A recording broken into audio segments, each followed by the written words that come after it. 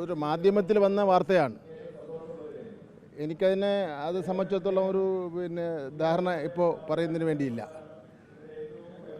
ഇപ്പോൾ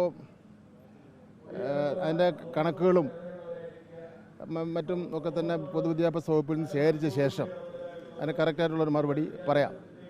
പക്ഷേ ഒരു കാര്യമുണ്ട്, ഈ കോവിഡ് കാലഘട്ടത്തിൽ ഇതിൻ്റെ നമ്പർ കൂടിയിട്ടുണ്ട്. അപ്പം അത് സംസ്ഥാനത്തിന് പുറത്തും ഇന്ത്യക്ക് പുറത്തും ഒക്കെ ഉള്ള കുട്ടികൾ ഇവിടെ വന്ന് നമ്മുടെ സ്കൂളുകളിൽ SSLCക്കും ഒക്കെ ചേർന്നിട്ടുണ്ട്.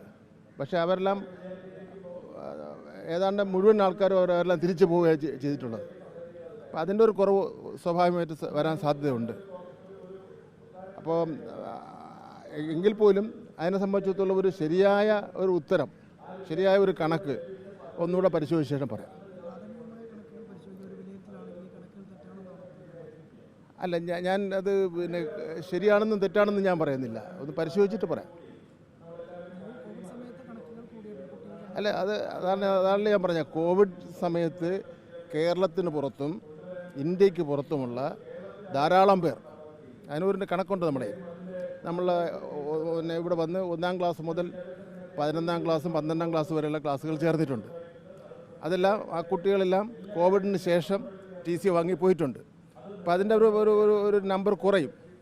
അപ്പോൾ അതുകൊണ്ട് ഒരു ശരിയായ ഒരു ഉത്തരം, ശരിക്കുള്ളൊരു ഉത്തരം നമുക്കുണ്ടല്ലോ. നമ്മൾ ഡിപ്പാർട്ട്മെൻറ്റിൽ 1 മുതൽ 12-ാം ക്ലാസ് വരെ എത്ര കുട്ടികൾ ഇപ്പോൾ ഈ വർഷം പഠിക്കുന്നു, കഴിഞ്ഞ വർഷം എത്ര കുട്ടികൾ പഠിച്ചു എന്ന് സംബന്ധിച്ചൊരു കണക്കുണ്ടാവുമല്ലോ. അത് നോക്കിയിട്ട് പറയാം.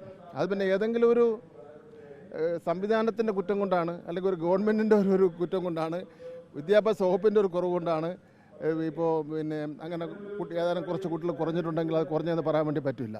ഇപ്പോൾ രക്ഷകർത്താക്കളും കുട്ടികളും ആഗ്രഹിക്കുന്ന ഈ വർഷം SSLCക്ക് ചേർന്നു, അടുത്ത വർഷം വേറൊരു കോഴ്സിന് പോകണം എന്നൊക്കെ ആഗ്രഹിക്കുന്നവരുണ്ടാവുമല്ലോ. അങ്ങനെയൊക്കെ പോകുന്നവരുണ്ടാവാം.